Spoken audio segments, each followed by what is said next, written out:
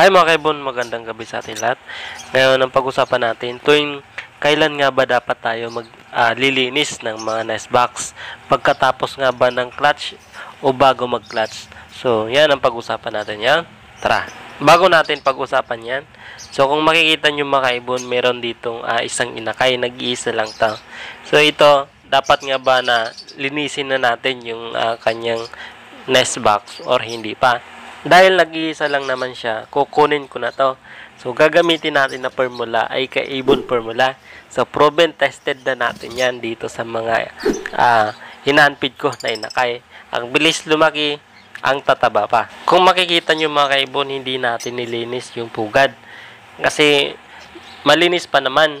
Hindi pa naman to nakabuhay ng inakay. So ngayon, yung gagawin ko dito, dahil malinis pa naman, papatungan ko na lang para hindi mabulabog na naman yung parents at saka mangitlog ulit. Dinamihan ko pala yung kusot para naman hindi makalaykay nung magulang. Kasi meron pong mga parisan, kahit meron yan na kusot, kinakalaykay. Yung ginagawa ko doon, bukod sa nilalagyan ko ng screen, yung ilalim, para hindi makalaykay, minsan dinadamihan ko yung nilalagay na kusot para naman hindi makalaykay.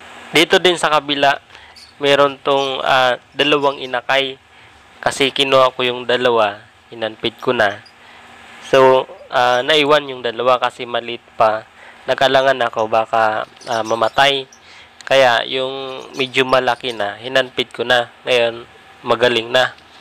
So, magaling na kumain ng formula. So, yan mga kaibon. Natira, isa na lang. Kung mapapansin nyo, meron black.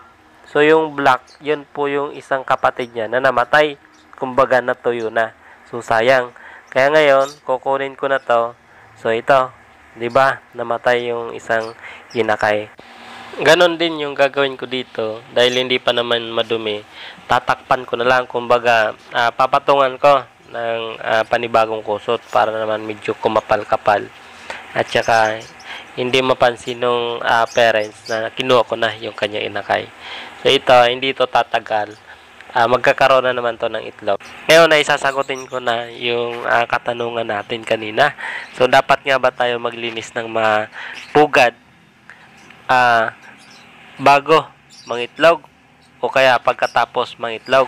Para sa akin, yung the best way ng paglilinis po ng mga pugad pagkatapos po ng clutch. So, wag po kayo maglilinis ng pugad kapag po meron pong inakay o kaya naman meron pong itlog. Kasi meron pong possibility na magsilan yung parisa natin. So, manibago na iba yung forma ng kanyang mga itlog o forma ng inakay. So, baka hindi nabalikan. Pwede rin naman yan kung ayaw nyo maglinis. So, dagdagan nyo na lang kapag meron pong itlog o inakay. So, dagdagan nyo na lang pakunti-kunti ng kusot. Okay lang yun kasi dito sa mga ibon ko. Ganon din kapag nakikita ko na yung itlog niya kinalaykay at saka nandun sa sahig. So, nilalagyan ko ng kusot. Kasi kapag hindi po natin yan nilagyan ng kusot, maaari na mabugok yung itlog. Gawa ng mainit po yung sahig o kaya mabasag.